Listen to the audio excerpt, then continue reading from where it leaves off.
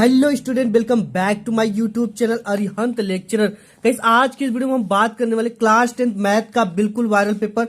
और ये पेपर आप समझ सकते हो इतना ज्यादा वायरल है कि अगर आप इसको ना बोर्ड एग्जाम से 1 घंटे भी पहले देख लेते हो तो भी आपको 70 में 65 नंबर बिल्कुल पक्का। ठीक है, ये जो पेपर है आपके बोर्ड एग्जाम में 27 फरवरी को बिल्कुल छप चुका है और आप जाकर ना 70 में 70 नंबर फोड़ कर आओगे। देख लेना, मैं 100% गारंटी देता हूं। ठीक है, आपको कुछ भी नहीं देख करना है, वीडियो को शुरू से लेकर अंत तक देख लेना। एक वीडियो आपके लिए बहुत ज्यादा कॉपी है। ठीक है, मैंने बताया कि अगर बोर्ड एग्जाम के 1 घंटे पहले भी इस वीडियो को देखकर चले जाते हो तो आपके 70 में 65 नंबर तय है। ठीक है, देखो इस बार हमें बोर्ड एग्जाम में 98% आना है। ठीक है, इसके लिए हमें पूरे इस पेपर को हल करना पड़ेगा। तो ये है 801 HD का बिल्कुल वायरल पेपर, गणित 2024 का पेपर। ठीक है, समय आपको 3 घंटे 15 मिनट, पूर्णांक जो होगा 70 अंक का होगा।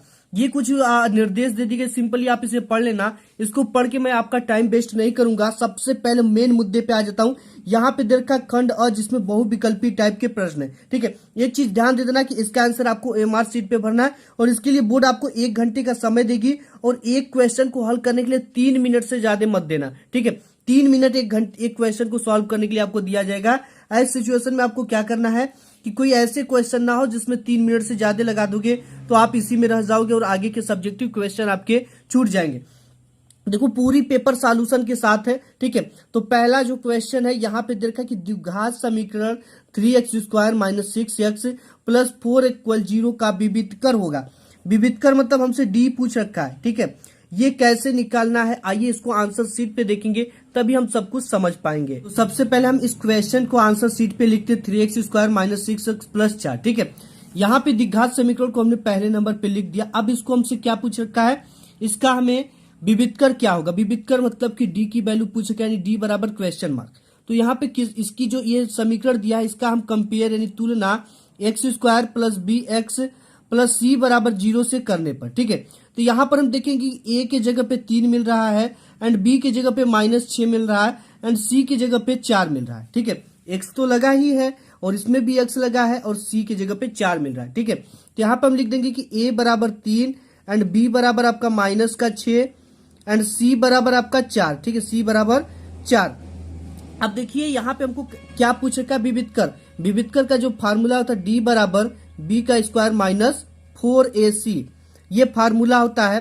ठीक है, इन सब चीजों का आपको ज्ञान होगा तभी आप क्वेश्चन का आंसर सॉल्व कर पाओगे। ठीक है, अब यहाँ पे देखो, यहाँ पे b का वैल्यू कितना आया है -6। तो यहाँ पे स्क्वायर तो हम क्या कर देंगे, d बराबर -6 का स्क्वायर। फिर ठीक है, इसके बाद यहाँ पे माइनस लगा हुआ है, समीकरण में माइनस लगा देंगे। 4 है तो 4 है, गुणित a की वैल्यू कितना दिया है, a की वैल्यू 3 दिया तो यहाँ पे 3 पुट कर देंगे एंड c की वैल्यू 4 दिया तो 4 पुट कर देंगे। एंड इसके बाद जो नेक्स्ट स्टेप हमारा है वो 6 के 36, इसका वर्ग करोगे तो ये हो जाएगा 36। ठीक है, जब माइनस का हम वर्ग करते हैं तो इसका वर्ग प्लस में आता है, तो यहाँ पे वर्ग किया गया तो ये 36 हो जाएगा। इसके बाद माइनस, अब इसका मल्टीप्लाई कर दो, ये हो गया आपके 4 के 4 8, 4 के 12, 12 के 12 24, 12 36, 12 चौके 48, ये हो गया आपका 48। अब यहां से जब 36 में से 48 जाएगा तो 8 में से 6 गया 2 और 4 में से 3 गया 1। अब ये जो बचेगा ये माइनस का बचेगा। ठीक है, क्योंकि 48 संख्या बड़ी है, जब भी घटाना करते हैं दो विपरीत, जब देखो यहाँ पे घटाना करते हैं ना तो चिन्ह हमेशा बड़ी वाली संख्या लिखते हैं। तो यहाँ पे 48 बड़ी है और इसका सिंबल माइनस का है तो माइनस का लिख देंगे। यही आपका क्या हो जाएगा, विविधकर। आप यही आपका क्या हो जाएगा, विविधकर। ब्लैक पेन से करके आंसर लिख देना। ठीक है, अब इसके बाद जो नेक्स्ट क्वेश्चन हमारा है दूसरा नंबर हमसे क्या पूछ रखा है कि समीकरण यानी इक्वेशन 3x + 2y = 6 तथा y = 0 का क्या हल होगा। ठीक है, देखो इसको सबसे पहले हम लिखेंगे यहाँ पे। तो यहाँ पे हम लिखा, यहाँ पे क्या दे रखा है, समीकरण दे रखा है 3x + 2y = 6, 3x + 2y = 6। ठीक है, अब यहाँ पे y बराबर 0 भी दे रखा है तो हम यहाँ पे लिख देंगे y = 0। ठीक है, अब देखो इसको हमें हल करना है, लेकिन हमें कैसे हल करना है। ठीक है, देखो सबसे पहले तो y की वैल्यू 0 दे रखा है यहाँ पे। ठीक है, अब यहाँ पे y बराबर 0 अगर हम इसमें पुट कर दे तो ये क्या हो जाएगा, देखो 3x + 2 गुणित y की जगह पे हम क्या पुट कर रहे हैं, y बराबर 0 पुट करने पर यहाँ पे दे रखा है इसकी वैल्यू 0 बराबर 6। अब यहाँ पे 3x है तो 3x रहेगा ही रहेगा, प्लस 2 का मल्टीप्लाई 0 में करने के क्या हो जाएगा, 0 हो जाएगा। तो ये आपका प्लस यहाँ से हट जाएगा, बराबर का क्या बचेगा, 6। और यहाँ पे अगर x की वैल्यू निकाले तो 3 किस में है, गुणा में, इस पार जाएगा तो भाग में हो जाएगा। ठीक है, ये पक्षांतर का रूल कहता है कि अगर कोई भी संख्या गुणा में है तो बराबर की उधर जाती है तो भाग में हो जाती है। तो हो जाएगा आपका 6, गुणा में था भाग में, ये हो जाएगा आपका 3 दूना के 6, यानी x की जो वैल्यू आ गई वो क्या आ गई, 2 आ गई। ठीक है, तो एक तो वैल्यू पता हो गया। अब यहाँ पे जब हमको x की वैल्यू पता चल गई तो हम यहाँ से y की भी वैल्यू फाइंड कर सकते हैं। ठीक है, तो यहाँ पे अगर आप इसको भी देखिए क्या देता है, दिया इसमें आंसर, यहाँ पे देख सकते हो आप। ठीक है, एक वैल्यू और दिया है, तो इसमें हम क्या करेंगे, एक वैल्यू को यहाँ पे x बराबर कितना आ गया हमारा 2, यहाँ पे हम रख देंगे 3, x की वैल्यू कितना निकाल लिया हमने 2, यहाँ पे 2। ठीक है, प्लस का सिंबल है तो प्लस, फिर 2 है तो 2, गुणते y की वैल्यू 0 है यहाँ पे तो 0 बराबर 6। ठीक है, अब यहाँ पे 3 का गुणा 6 में करोगे तो 6, और 2 का 0 में करोगे तो 0 हो जाएगा, और बराबर का क्या है आपका 6, 6 प्लस में इस पार आएगा तो 6 माइनस 6 बराबर 0, यानी ये कट कर क्या आ जाएगा आपका 0। तो इसकी जो वैल्यू आई है, x की वैल्यू 2 आई है और y की वैल्यू क्या आ गई 0, यानी आपकी जो वैल्यू करेक्ट होगा आंसर वो 2,0 होगा। यहाँ पे 2,0, 0,2, 3,0, 0,3। अब बताओ ये आप ना ये सोचोगे कि सर 2,0 चाहे 0,2 लिख दो, बात तो सेम है, लेकिन सबसे पहले x की वैल्यू लिखते हैं। ठीक है, तो x की वैल्यू 2 आई है, उसके बाद y की वैल्यू 0 आई है, तो ऑप्शन नंबर आपका ए करेक्ट हो जाएगा। ठीक है, इसके बाद देखो यहाँ पे तीसरा क्वेश्चन दे रखा है कि यदि बिंदुओं a -4,2 तथा b 5,6 को जोड़ने वाले रेखाखंड का मध्य बिंदु c इन ब्रैकेट अल्फा अपान 8,4 है तो अल्फा का क्या मान होगा। ठीक है, इसे हम सॉल्व करते डियर स्टूडेंट और देखते हैं कि अल्फा का क्या मान आता है। सबसे पहले तीसरे क्वेश्चन में जो जो इक्वेशन दिया उसको हम लिख लेंगे। तो यहाँ पे देखिए इसका वैल्यू, ए का वैल्यू इन ब्रैकेट -4,2 और बी की जो वैल्यू है इन ब्रैकेट 5,6 है। ठीक है, तो यहाँ पे ए का वैल्यू हमने लिख दिया कि ए का वैल्यू कोष्टक में -4,2 है तथा बी का वैल्यू कोष्टक में 5,6 और सी की भी वैल्यू दे रखा है कि इन ब्रैकेट अल्फा अपन 8,4 है। ठीक है, और हमसे अल्फा की वैल्यू पूछ रखा है। अब इसमें क्या है, देखो रेखाखंड का मध्य बिंदु निकालने का जो सूत्र होता है, जो फार्मूला होता है वो x बराबर क्या होता है आपका, x बराबर x1 प्लस x2 अपान 2। ठीक है, और y बराबर भी होता है y1 प्लस y2 अपान 2। ठीक है, तो x के लिए किसी एक के लिए निकाल लोगे, चीजें फाइंड हो जाएंगे। अब देखो यहाँ पे कौन कौन सी वैल्यू क्या क्या है, आपको ये चीजें समझना पड़ेगा। ठीक है, यहाँ पे देखिए ये है x1 की वैल्यू और ये है आपकी y1 की वैल्यू, ये है आपकी x2 की वैल्यू और ये है y2 की वैल्यू, और ये है आपका x और ये है आपका y। ठीक है, इतना चीज जब हम समझ गए तो सिंपली अब हमको इस क्वेश्चन को हल कर लेंगे।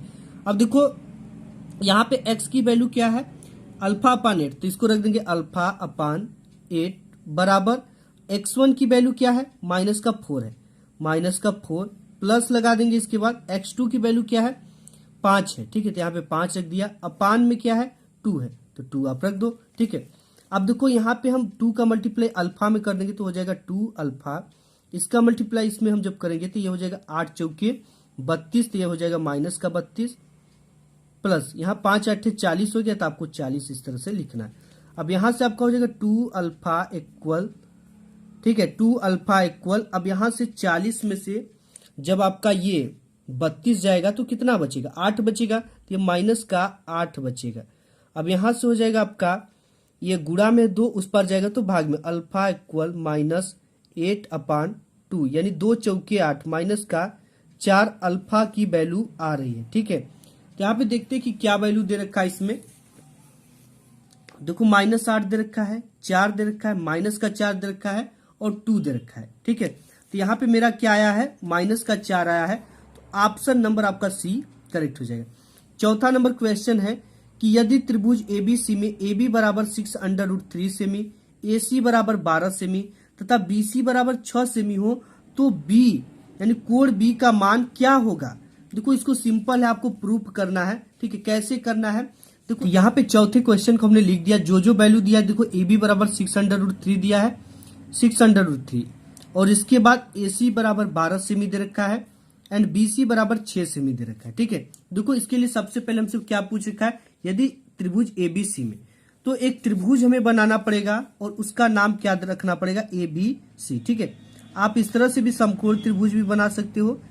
ठीक है, और इस तरह का भी त्रिभुज आप बना सकते हैं। ठीक है, जो चाहो वो बना लो। यहाँ पे A हो जाएगा, यहाँ पे C हो जाएगा, यहाँ पे B हो जाएगा। AC जो कर्ण होता है वो सबसे बड़ी होती है, तो ये दोनों भुजाओं के योग के बराबर होती है। ठीक है, तो ये सबसे बड़ी भुजा हो गई। और इसके बाद A और B, AB 6√3, 6√3, BC कितना है, 6 सेमी, BC बराबर 6 सेमी। अब हम जानते हैं कि कर्ण का स्क्वायर बराबर, ठीक है, स्क्वायर बराबर आधार का स्क्वायर प्लस यहाँ पे लंब का स्क्वायर। ठीक है, तो यानी कि AC का स्क्वायर यहाँ पे अगर हम लिखे तो हो जाएगा आपका AC का स्क्वायर बराबर आधार क्या है, AB का स्क्वायर, ये AB का स्क्वायर प्लस लंब क्या है, BC का स्क्वायर, BC का स्क्वायर। ठीक है, अब यहाँ पे AC की वैल्यू कितना है, 12 है, तो 12 का क्या हो जाएगा स्क्वायर बराबर AB क्या है, AB है, AB आपका 6√3 है, 6√3 का स्क्वायर प्लस BC क्या है, 6, तो 6 का स्क्वायर हो जाएगा। जब आप इसको तोड़ोगे तो ये होगा आपका 144।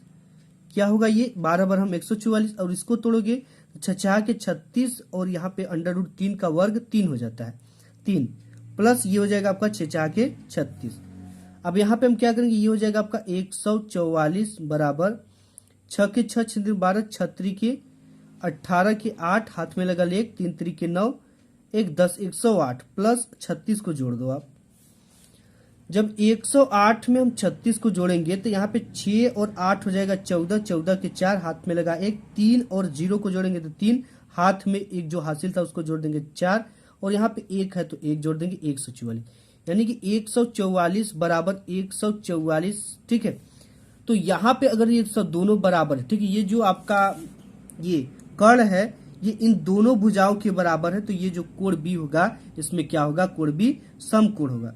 ठीक है, कोण B क्या होगा आपका, समकोण, यानी 90 डिग्री का होगा। एक तरह से आप ऐसे भी कर सकते हैं, ये दोनों एक दोनों से, ठीक है, 144 इन दोनों की एक पहली ये कर्ण जो होती है दोनों भुजाओं के बराबर होती है समकोण में, तो यहाँ पे जब दोनों भुजाएं बराबर है तो ये क्या होगी, कोण B समकोण होगी। ठीक है, ऐसे आपको लगाना है। एंड यहाँ पे 5वां नंबर क्वेश्चन देखते हैं कि वह बड़ी से बड़ी संख्या जिससे कि 125 और 70 को विभाजित करने पर शेष फल क्रमशः 8 और 5 प्राप्त हो, वह संख्या होगी। ठीक है, देखो ये तो बार बार बोर्ड एग्जाम में आता है, इसको कैसे हल करना है, ट्रिक समझो आप। इस यहाँ पे 5, ठीक है, जिसमें से जो संख्या बोल रहा है उसी को घटा, जैसे 125 में से सबसे पहले 125 में से जब कर रहा है तो 8 शेषफल बच रहा है, और 70 का जब विभाजित कर रहा है तो 5 बच रहा है, तो 125 में से हम 8 घटा दें। ठीक है, पहली संख्या 125 में से माइनस कर दो 8, क्या बचेगा, यहाँ पे 15 में से 8 जाएगा आपका 7 बचेगा, और यहाँ पे 11 है। ठीक, तो 11 लिख देंगे, 117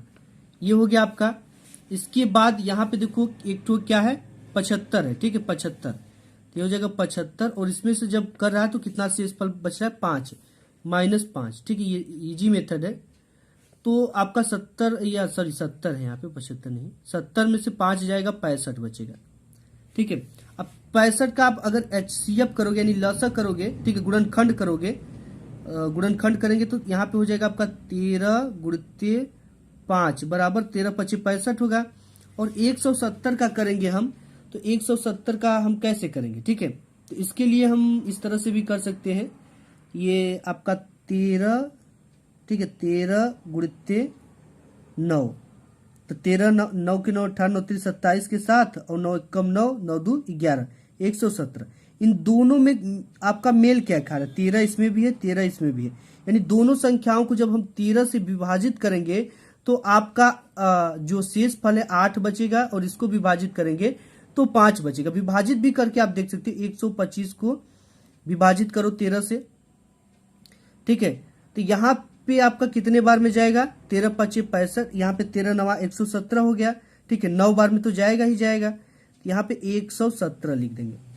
यहाँ से आपका 15 में से 7 गया, 8 बचेगा, 1 में से 1 गया कुछ नहीं, 1 में से 1 गया कुछ नहीं, यानी शेष फल इस सिचुएशन में आपका क्या बच रहा है, 8 बच रहा है। ठीक है, और यहीं पे अगर 70 में क्या है, 70 में 13 का भाग देकर देख लो, 13। ठीक है, तो तो यहाँ पे आपका हो जाएगा 13 5 65 65 और यहाँ पे 10 में से 5 गया 5, यानी जो 5 आपका है यही क्या बच रहा है, शेष फल बच रहा है। ठीक है, तो ये इसमें संख्या कौन सी हो जाएगी, यहाँ पे ऑप्शन नंबर बी आपका करेक्ट हो जाएगा 13। इसके बाद छठवां क्वेश्चन की यदि समीकरण एक्स स्क्वायर प्लस के एक्स माइनस 6 इक्वल 0 का एक मूल -2 हो तो के का मान क्या होगा। ठीक है, बिल्कुल इजी क्वेश्चन है। यहाँ पे हम लिख देंगे 6 नंबर क्वेश्चन। यहाँ पे दे रखा है कि एक्स स्क्वायर प्लस के एक्स माइनस 6 इक्वल 0 का एक मूल कितना है, एक मूल -2 है।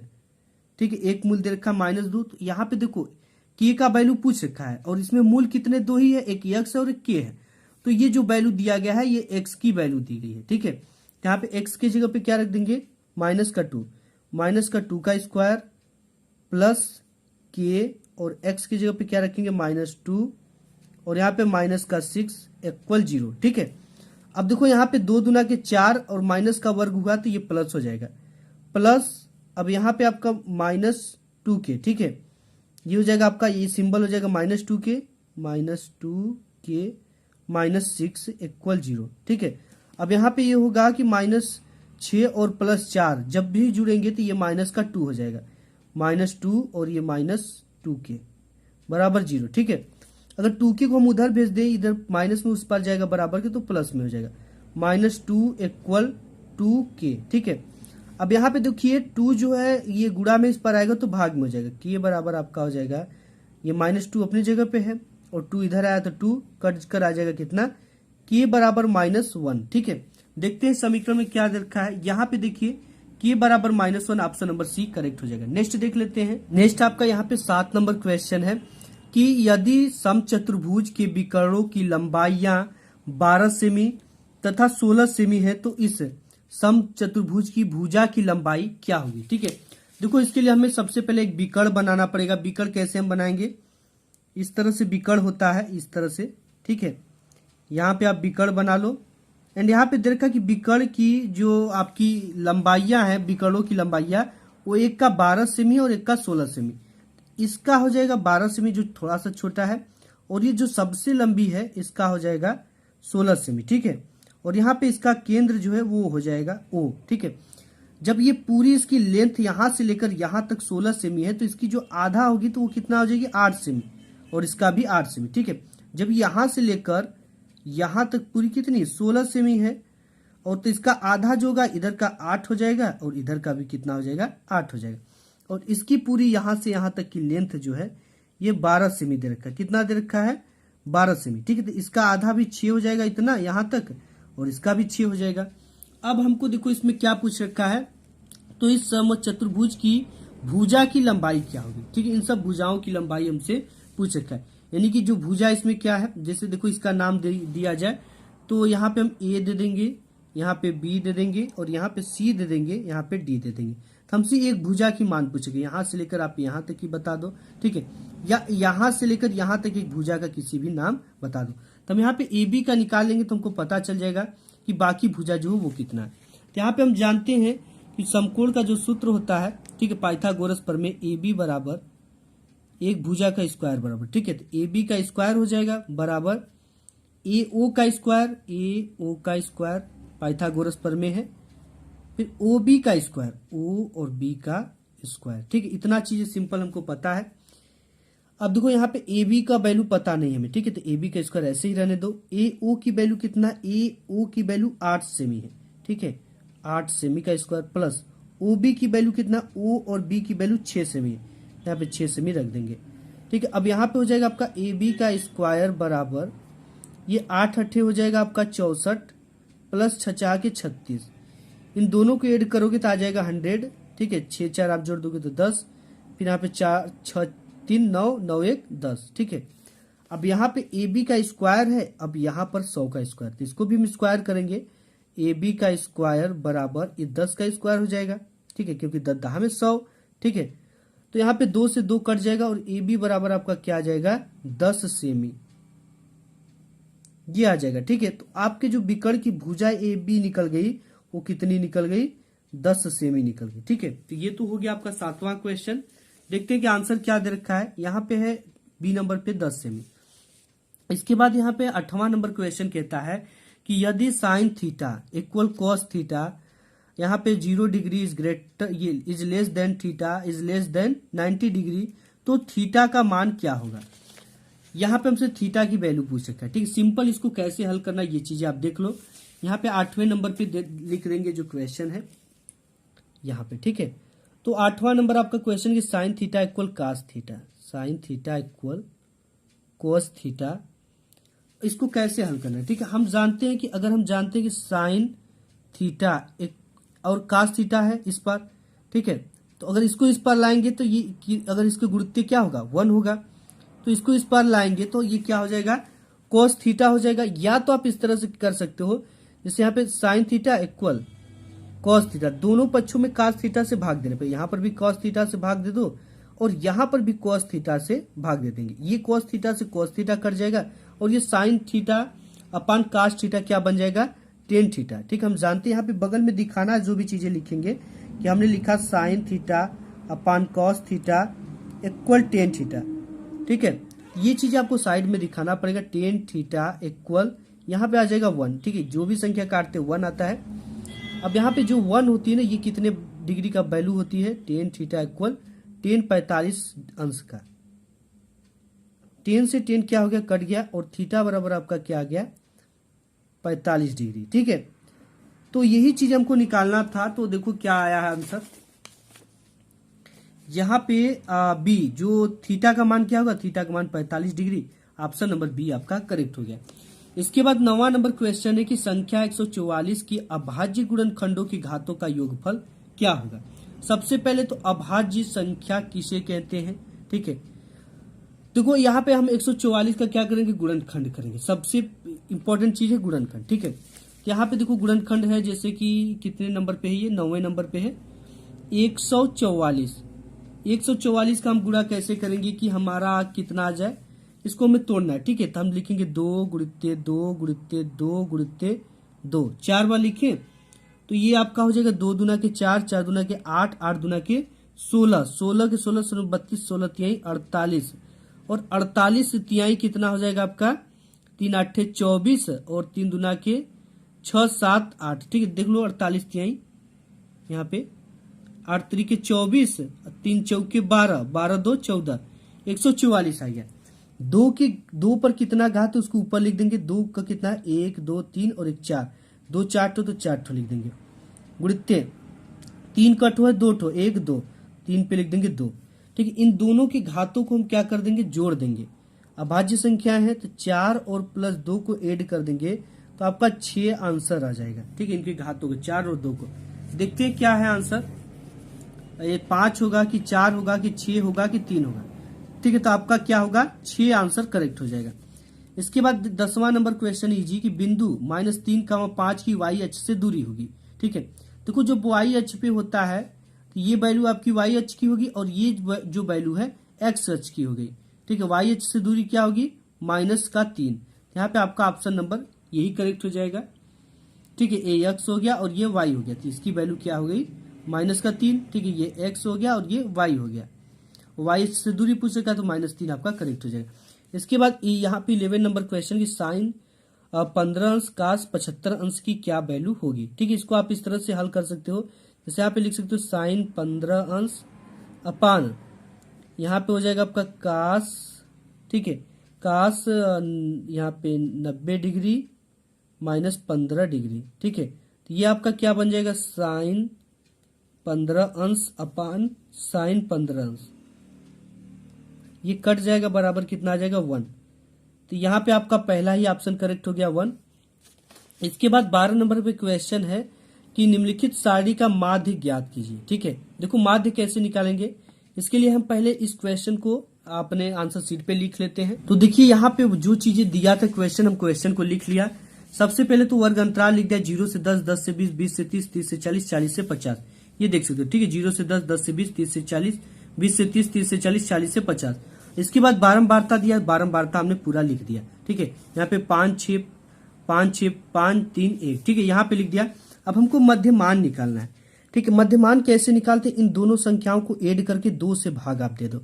10 और 0 को जोड़ेंगे तो 10 होगा, 10 में 2 का भाग देंगे तो ये क्या हो जाएगा आपका 5, ठीक है। तो यहाँ पे 5 लिख देंगे। 20 और 10 को जोड़ेंगे तो आपका हो जाएगा 30। 30 में जब 2 से भाग देंगे तो हो जाएगा आपका 15। 30 और 20 को जोड़ेंगे तो 50। 50 में 2 का भाग देंगे तो 25 हो जाएगा। इसके बाद यहाँ पे आपका ये चीज, ठीक है, इसके सामने हो जाएगा 40 और 30 70। 70 में 2 का भाग दोगे 35। एंड यहाँ पे आपका 90 हो जाएगा। 90 में 2 का भाग देंगे तो हम क्या हो जाएगा 45। अब देखो यहाँ पे ये एक मध्यमान मतलब बीच का भाग निकल गया 2 से भाग देने पर। अब इसके बाद हमें क्या निकालनी है, एफ और एक्स निकालनी है, ठीक है।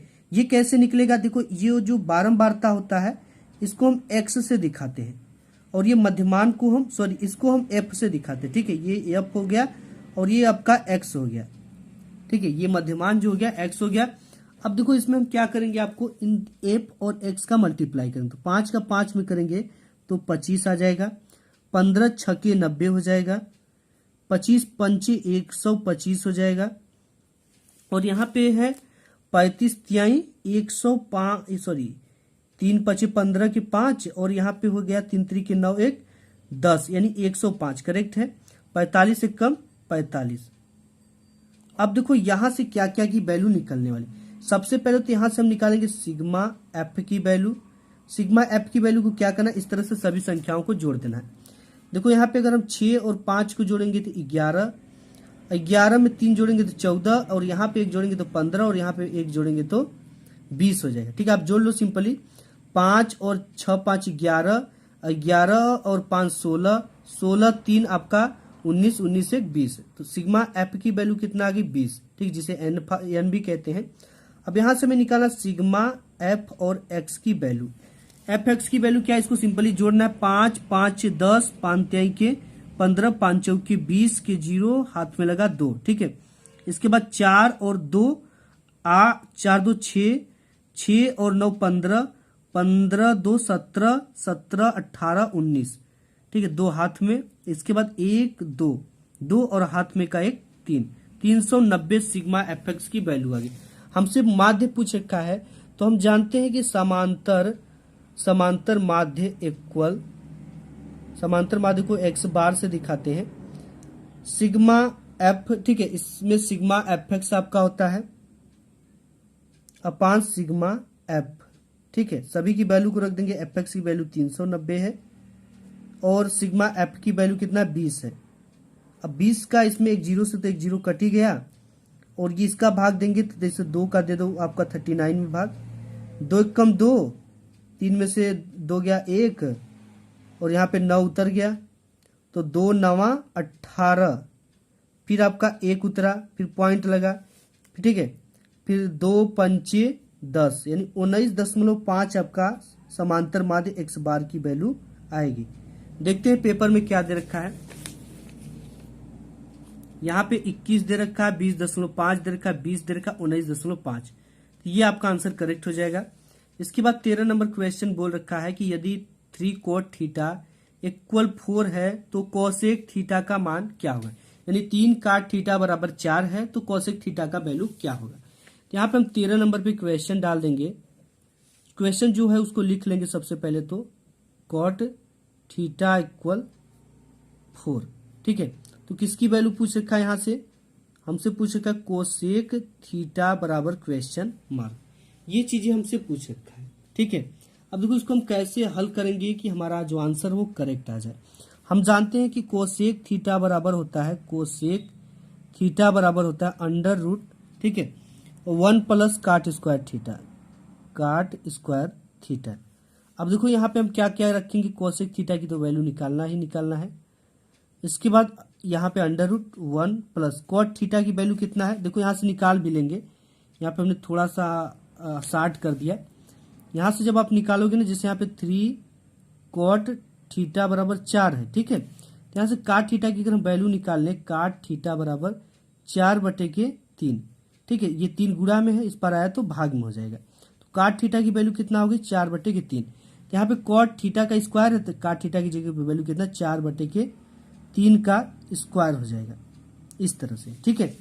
अब देखो इसके बाद कैसे हल करना है, इसको हम हल करेंगे। ये हो जाएगा आपका 1 प्लस ये हो जाएगा आपका 4 चौके 16 और यहाँ पे हो जाएगा आपका ये 3 त्रिके 9, ठीक है। देखिए इसको हल कैसे करेंगे, ये आपका हल होगा 1 प्लस इसको आप इस तरह से भी देखो, ये 3 5 15 तो नहीं कटेगा, 9 का इसे मल्टीप्लाई कर सकते हो। कैसे? 9 कम 9 प्लस 16 का 16 में, फिर 9 कम 9। ठीक, इसको आप ऐड कर दोगे तो यहाँ पे आपका ये 16 और 9 मिलकर कितना हो जाएगा?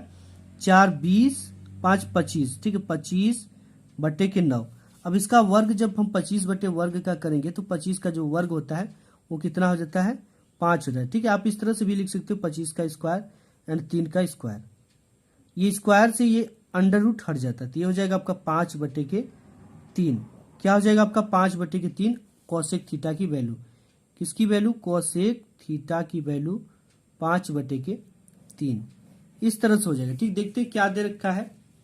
तो यहाँ पे पेपर है 4 बटे 5, 3 बटे 5, 5 बटे 3, 5 बटे 4। क्या आया हमारा? 5 बटे के 3। ऑप्शन नंबर सी आपका करेक्ट हो जाएगा। ठीक है, इसके बाद यहाँ पे 14 नंबर क्वेश्चन की यदि दो गोलों के आयतनों का अनुपात 27 संबंधी 64 है तो उनके पृष्ठीय क्षेत्रफलों का अनुपात क्या होगा? ठीक है, तो देखो पृष्ठीय क्षेत्रफल का सबसे पहले तो हमें फार्मूला पता होना चाहिए।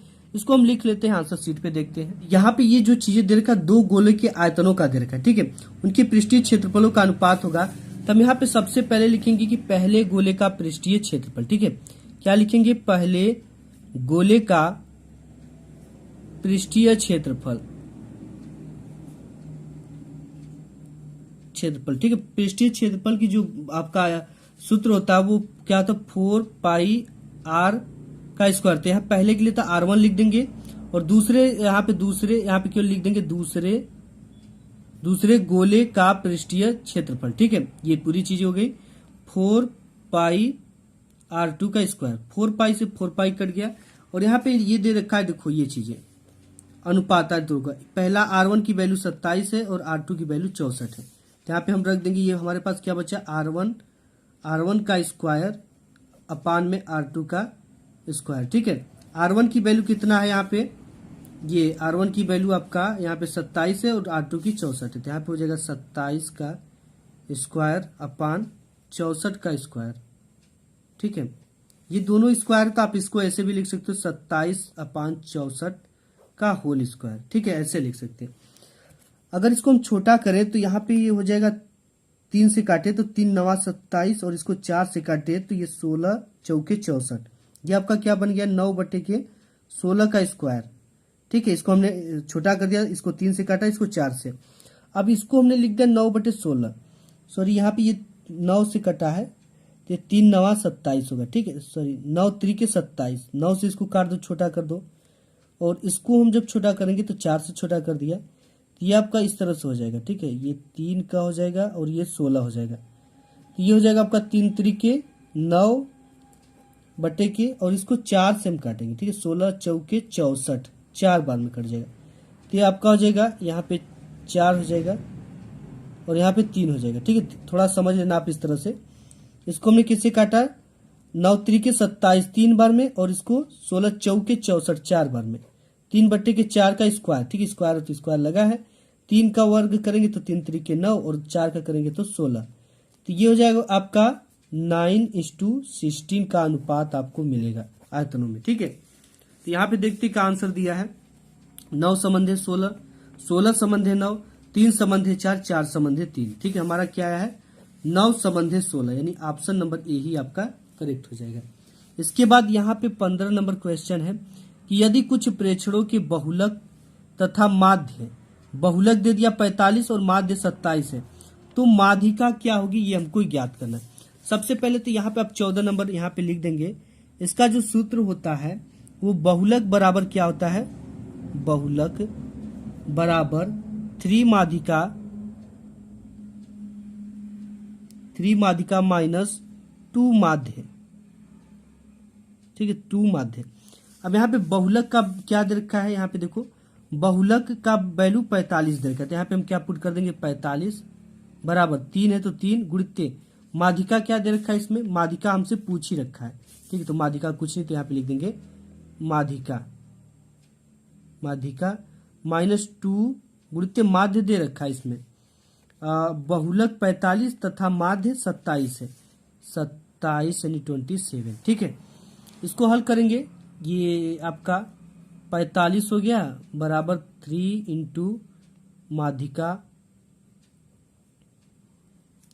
माइनस इसका मल्टीप्लाई 2 सते 14 और 2 दूना के 4 1 5 54 हो गया।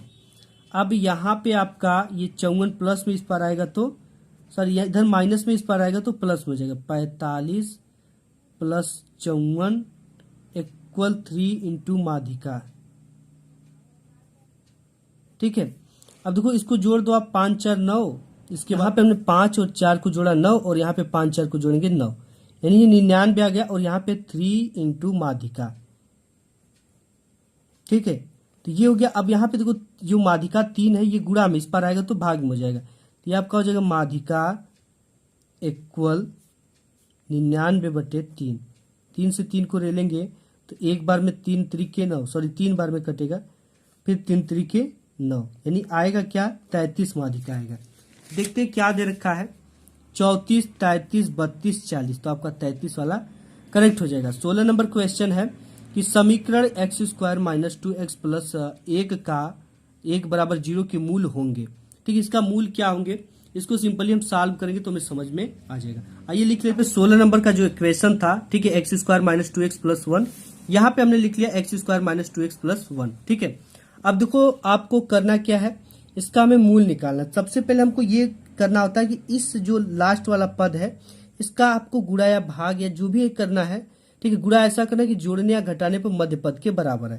तो अगर हम इस तरह से कर दे 1 गुणित 1 बराबर क्या हो जाएगा 1 आ जाएगा, लेकिन अगर इसको हम जोड़ दे 1 प्लस 1 बराबर क्या हो जाएगा मध्य पद के बराबर हो जाएगा। मध्य पद आपका 2 है, तो यहाँ पे हम रख देंगे। ठीक है, कैसे रखेंगे, ये हो जाएगा आपका x² माइनस क्या रखेंगे 2 की जगह पे 1 प्लस 1 इंटू 1 से तो x को रख दो प्लस 1। ठीक है, तो आपको यहां से हो जाएगा x² माइनस x का मल्टीप्लाई x में करेंगे तो a x हो जाएगा, प्लस x का मल्टीप्लाई x में करेंगे तो x हो जाएगा प्लस 1।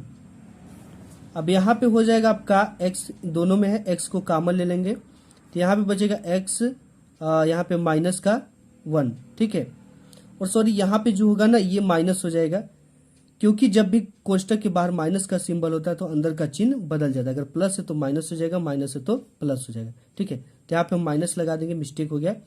इसके बाद यहाँ तो हमने ले लिया x कॉमन लिया, इसमें से x और यहाँ पे बचा 1। यहाँ पे -1 कॉमन हम लेंगे, जब -1 कॉमन लेंगे तो यहाँ पे बचेगा आपका x और यहाँ पे क्या बच जाएगा -1। अब देखो x -1 इसमें भी, x -1 इसमें भी कॉमन ले लेंगे। x -1 को हम जब कॉमन लेंगे तो यहाँ पे क्या बचेगा x और यहाँ पे क्या बचेगा -1 बराबर 0। ठीक है, अब हमसे मूल पूछेगा तो हम जानते हैं कि x -0 बराबर क्या हो जाएगा 0, और x को उस पर आप भेजोगे 0 के तो माइनस में उस पर जाएगा तो प्लस में हो जाएगा, तो x बराबर क्या आ गया आपका x बराबर 1 आ गया। ठीक है, अब इसी को आप प्लस में भी लिख सकते हो माइनस में, तो x बराबर आपका हो जाएगा +-1। ठीक है, यही आपका फाइनल आंसर हो जाएगा। तो देखो देखते हैं क्या दिया है इसमें 16 नंबर क्वेश्चन। ठीक है, ये आपका देखो यहाँ पे 1 दिया है और 1। ठीक है, इसको देखो एक बार इसको इक्वेशन को सॉल्व करना है, x -1 बराबर 0 x बराबर 1। ठीक है, फिर आपको एक बार इसको करना है, इसमें भी वही हो जाएगा आपका x -1 बराबर 0 और x बराबर 1। ठीक है, तो 1, 1 आएगा आपका आंसर, ये आंसर आएगा। ठीक है, देखते हैं क्या है 1, 1 ऑप्शन नंबर आपका ए ही करेक्ट हो गया। ठीक है, इसके बाद 17 नंबर क्वेश्चन। देखो इक्वेशन जो समीकरण वाले क्वेश्चन होते हैं उसका पहला ही आंसर लगभग करेक्ट होता है। ठीक है, अब यहाँ पे देखेंगे 17 नंबर क्वेश्चन। 17 नंबर क्वेश्चन है कि यदि 7 13 20 17 तथा 3x का समांतर माध्य 18 है तो x का मान ज्ञात कीजिए। ठीक है, यहाँ पे समांतर माध्य दिया रखा है, कैसे निकालना है इस सब चीजों को आंसर शीट पे लिख लेते हैं। फिर जो 17 नंबर क्वेश्चन की 7 13 20 17 तथा 3x का समांतर माध्य 18 है तो x का मान, इसको हमने यहाँ पे लिख दिया। ठीक है, 7 13 20 17 तथा 3x समांतर माध्य 18, x का वैल्यू हमसे पूछ रखा है। हम जानते हैं कि जो समांतर माध्य बराबर आपका सूत्र होता है समांतर माध्य। ठीक है, x बार वाली वैल्यू नहीं होती है, यहाँ पे सभी पदों का योग। ठीक है, ये जो सभी पद इनका योग होगा, जैसे यहाँ पे 7 है तो 7 प्लस 13 है तो 13 प्लस 20 है तो 20 प्लस 17 है तो 17। ठीक है, तथा 3x है तो प्लस 3x। अब इसके बाद कितने पद है टोटल 1 2 3 4 5। ठीक, पदों की संख्या कितनी है 5, ये इसका सूत्र होता है। ठीक है, समांतर माध्य भी दे रखा है आपका 18, तो यहाँ पे रख देंगे 18 बराबर इस, अब ये हो जाएगा आपका 7 और 13 को जोड़ोगे आप तो हो जाएगा 20, ठीक है, और 20 हो जाएगा आपका 40, 40 10 50, 50 और 7 57 प्लस, और यहाँ पे 3x है तो 3x लिख देंगे, अपान में 5, ठीक है। इस 5 का मल्टीप्लाई इसमें हो जाएगा तो 18 5 90 हो जाएगा, बराबर यहाँ पे हो जाएगा आपका 57 प्लस 3x, ठीक है। अब यहाँ पे 57 किस में है, प्लस में, इस पर आएगा तो माइनस हो जाएगा, 90 माइनस 57 बराबर 3x।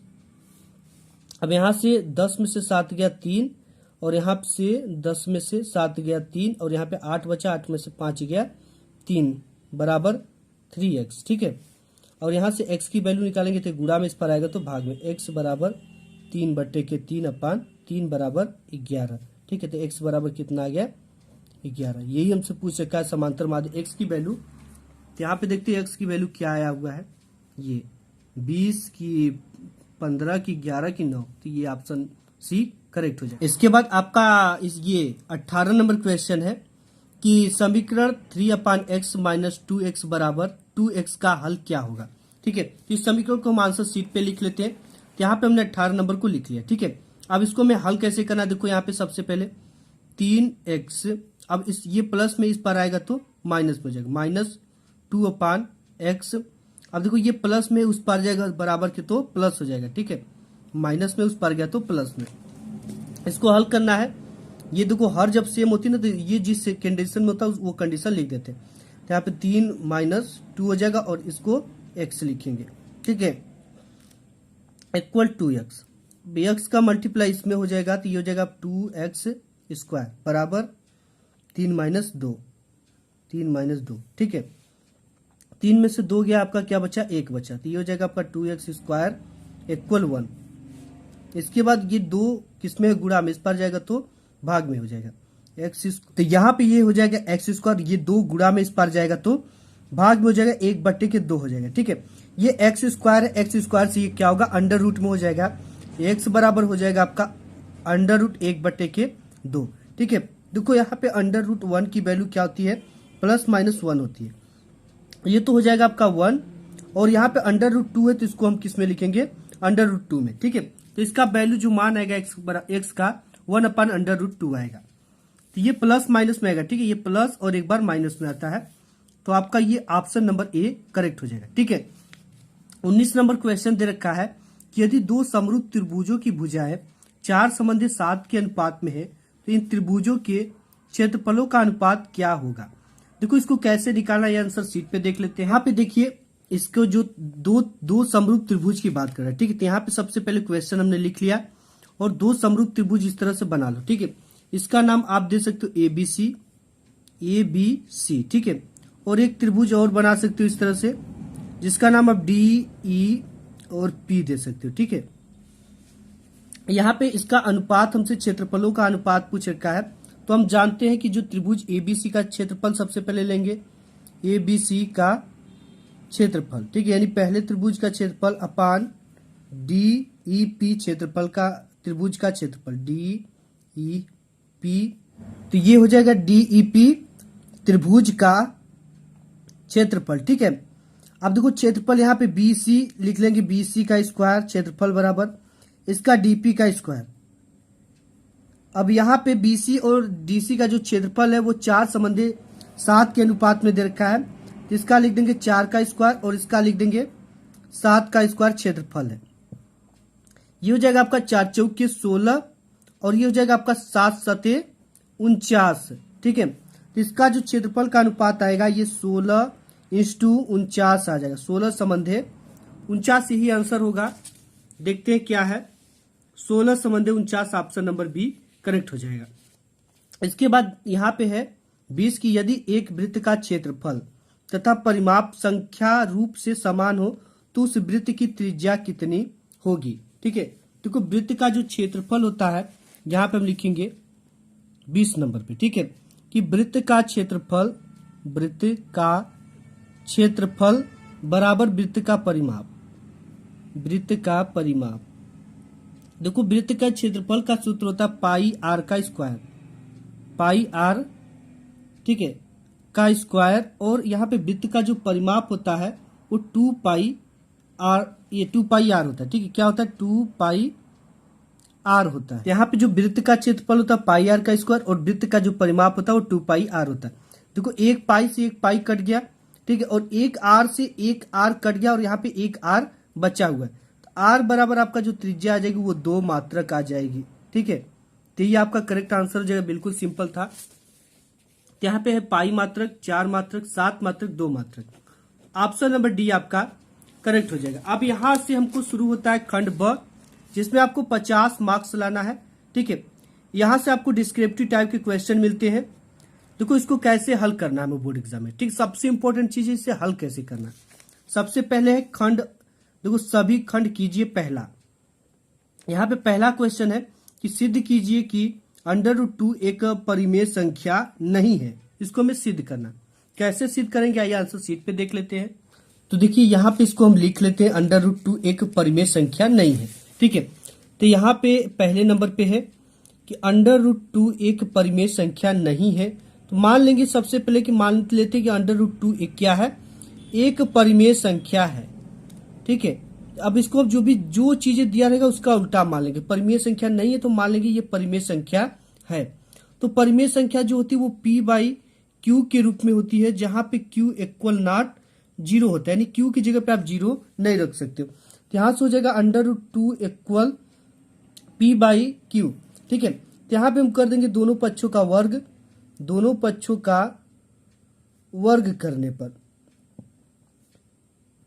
वर्ग आप करोगे तो क्या होगा, ये हो जाएगा √2 का स्क्वायर इक्वल P/Q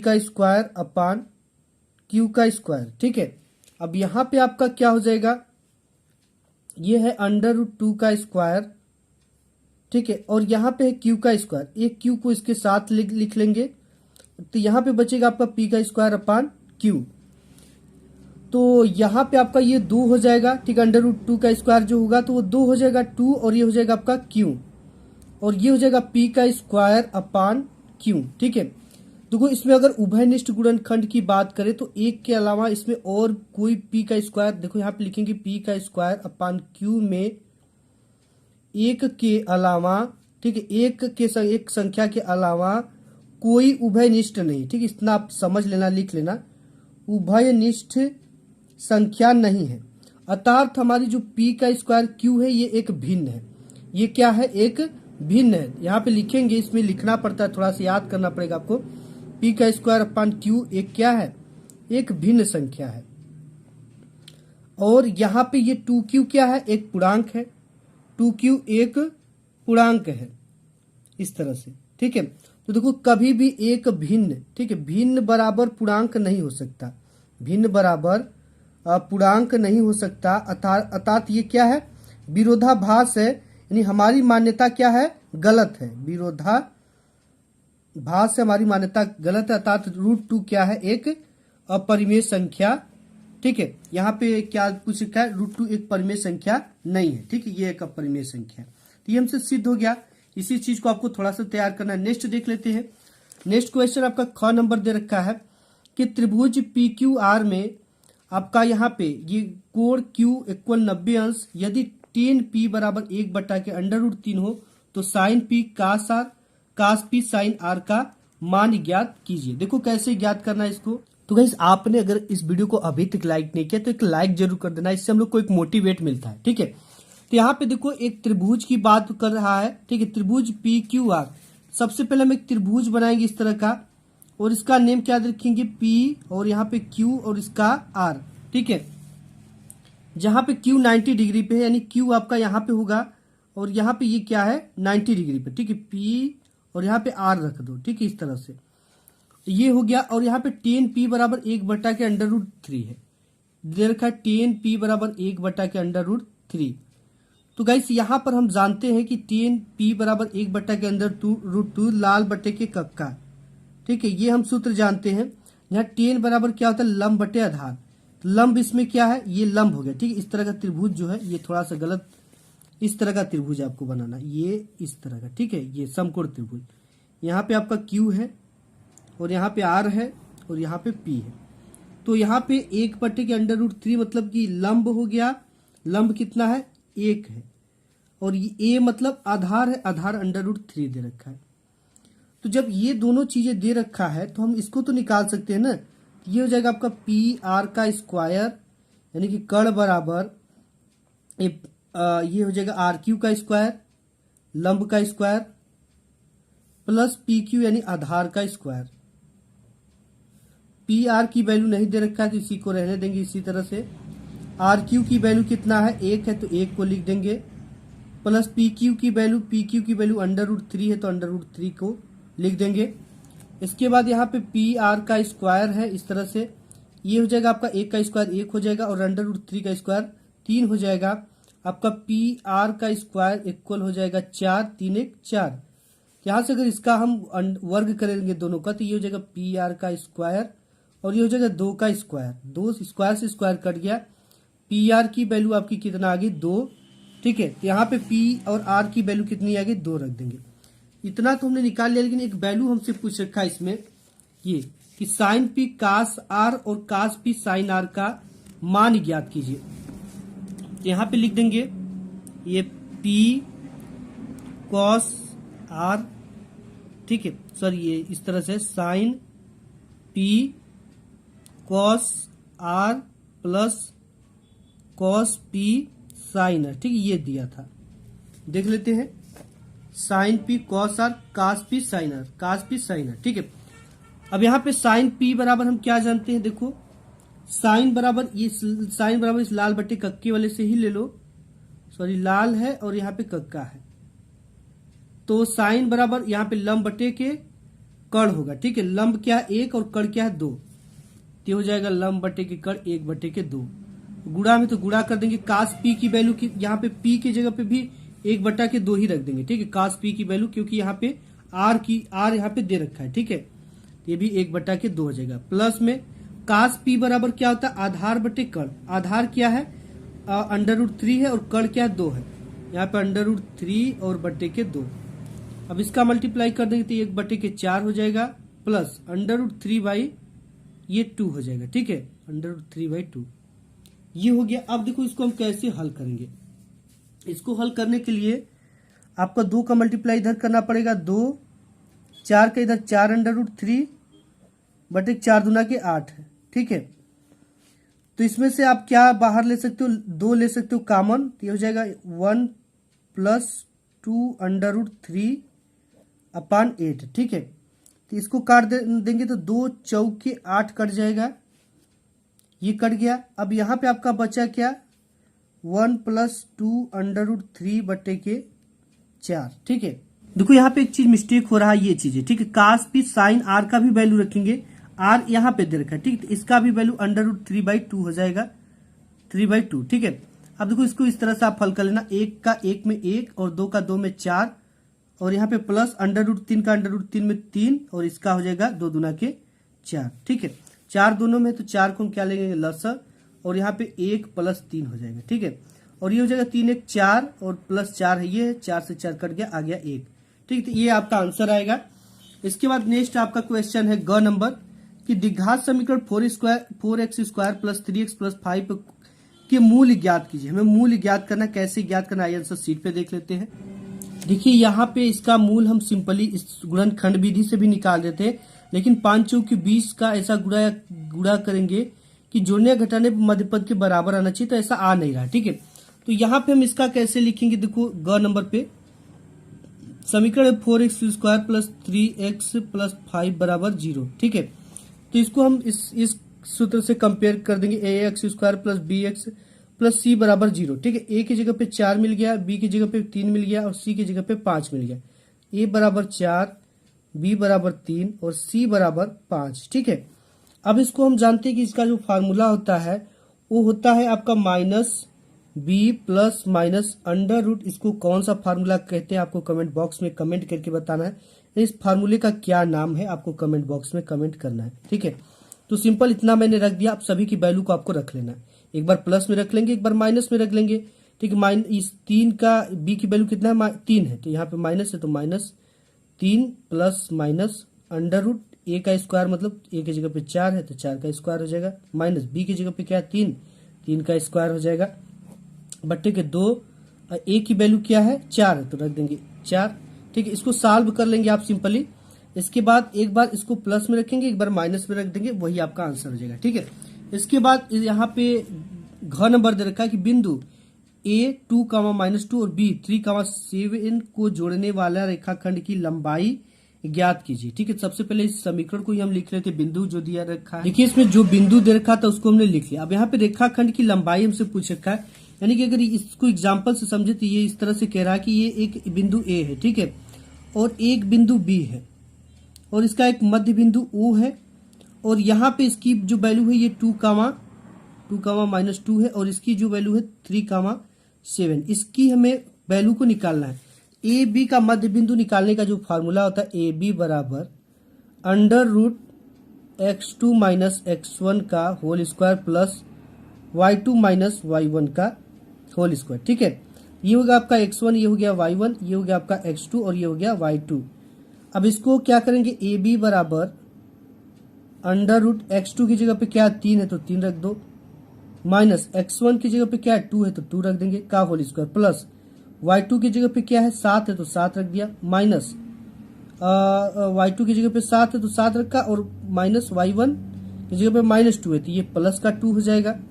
ठीक है, और यहाँ से आपका ए बी बराबर आ जाएगा √3 में से 2 गया 1, 1 का स्क्वायर करेंगे तो 1 ही आ जाएगा, और यहाँ पे 7 और 2 हो जाएगा 9। ठीक है, ये स्क्वायर है, 7 2 9, तो ये हो जाएगा आपका 9 का स्क्वायर। आपका हो गया ए बी बराबर 9 9 81। ठीक है, 81 और 1 हो जाएगा √ ये 82।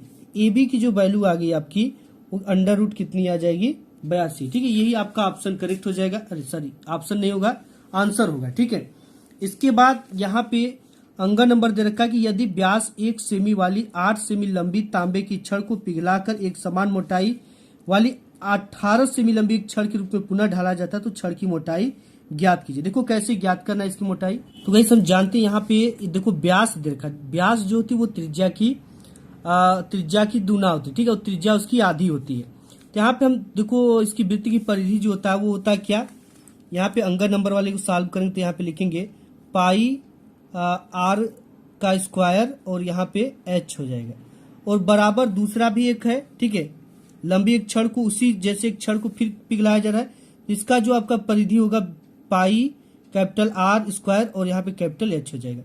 देखो पाई से तो पाई कट गया, और R की वैल्यू इसमें क्या है व्यास दे रखा है उसकी, तो व्यास जो होती है वो त्रिज्या इसकी आधी हो जाएगी, 1/2 का स्क्वायर हो जाएगा।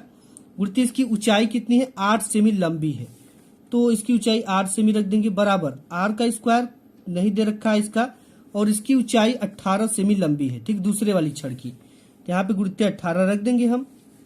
अब देखो ये हो जाएगा आपका 1/4 गुणित 8। ठीक है, तो ये 4 दूना के 8 यानी 2 बचा, और यहाँ पे R का स्क्वायर गुणित 18 है। ठीक है, तो देखिए यहाँ पे R का स्क्वायर तो रहेगा इस तरह से, और 18 गुणा में है, भाग में इस पर आ जाएगा तो 2 बचा हुआ है, और यहाँ पे 18 ये हो जाएगा 2 1 2 और 2 9 18, यानी R का स्क्वायर बराबर 1/3 आ गया। ठीक है, इसको आप सॉरी 1/9 को आप क्या लिख सकते हो R बराबर 1/3, इसका भी स्क्वायर कर देंगे 9 का।